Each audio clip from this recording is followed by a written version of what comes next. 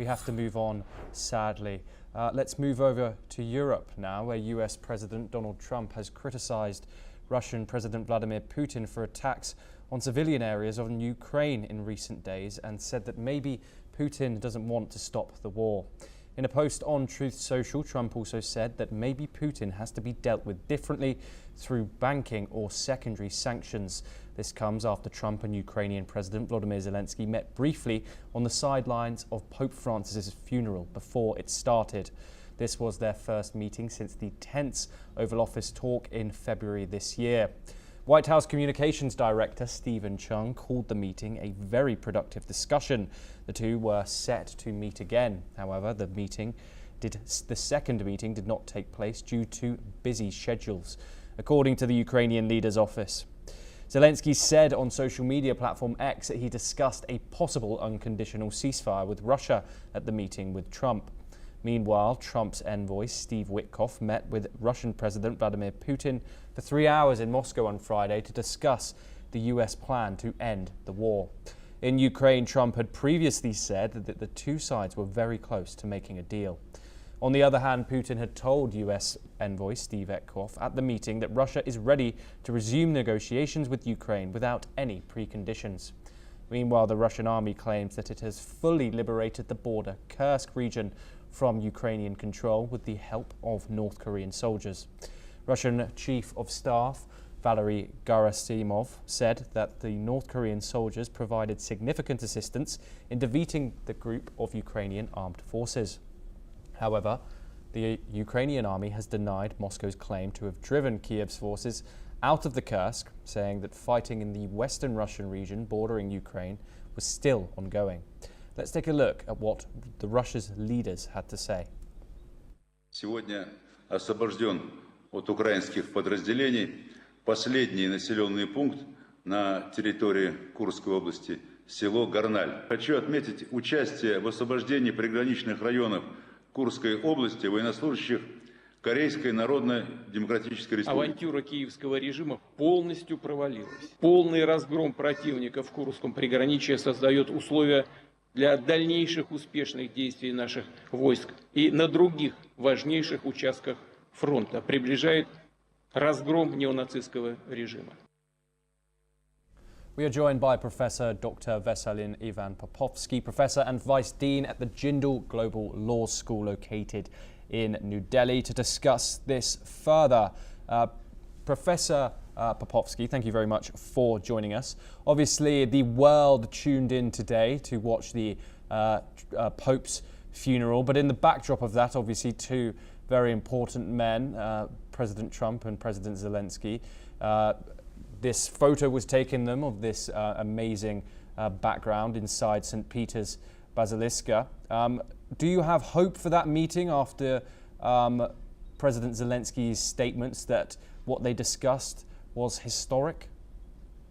We all hope so, and I really think this is important to somehow recover from the previous meeting in the Oval Office. The two men in the majestic Basilica San Pietro sitting together alone for 15 minutes and talking in a kind of a friendly, understandable, serious way, and then walking into the hall and Zelensky being greeted by the entire audience of hundreds of heads of states, where Russians don't exist in that. They are neither Lavrov nor Putin. They cannot fly to Rome for the fear to be arrested at the airport.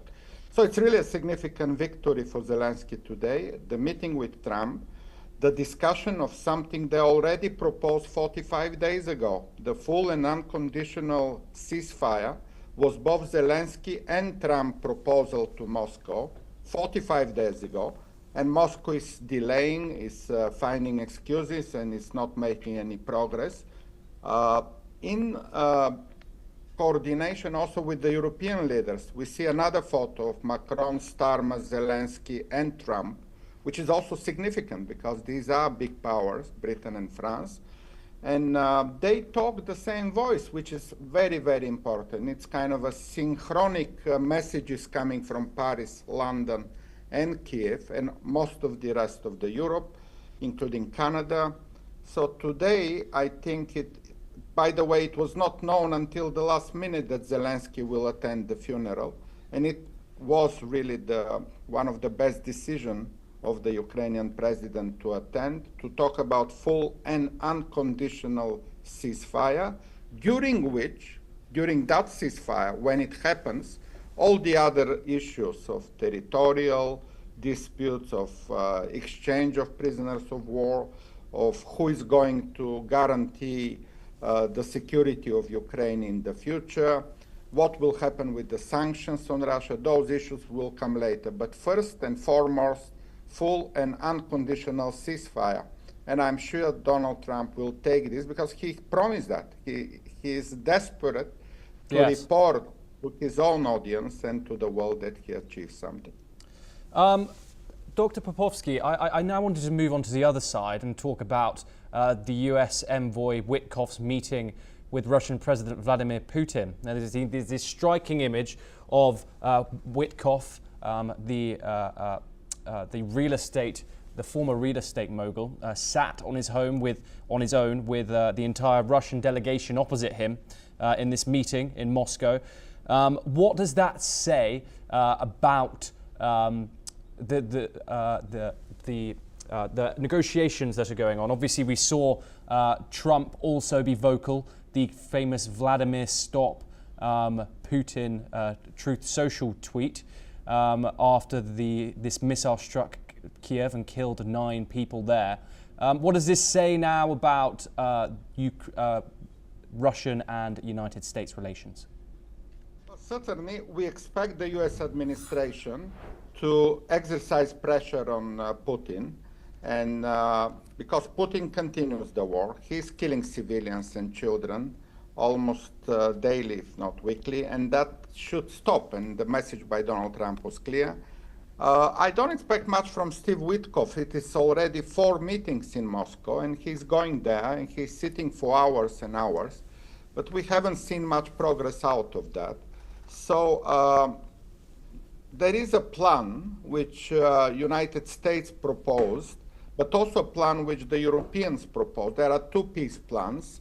They are quite different because the United States already jumps into discussion of territorial issues, of de jure or de facto recognition of certain part of the occupied territories as Russian. The issues of Crimea, which the US president and his administration wants to declare to be de jure Russians, and the rest, the 4 regions in Ukraine to be de facto Russians. Again, those are playing with some words. They're not serious, because what does it mean, de facto recognition? Everybody recognizes that the Russians are occupying certain part of Ukraine. Nobody can deny that, but de facto recognition in fact doesn't exist. It is what de jure, what legally will happen. And apart from United States, no other country in the world, including China and Turkey, do not recognize Crimea as Russian. So even if the United States does this, it doesn't mean much. Yes. Professor Dr. Veselin Ivanov Popovsky, thank you very much for being on the program.